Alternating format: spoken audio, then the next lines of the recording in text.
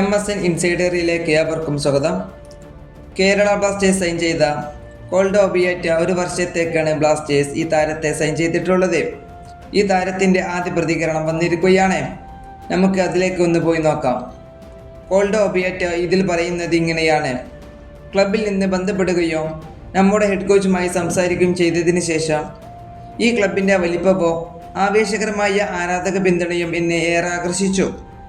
ഈ ഫാമിലിയുടെ ഭാഗമാകുന്നതിൽ എനിക്ക് വലിയ അഭിമാനമുണ്ട്.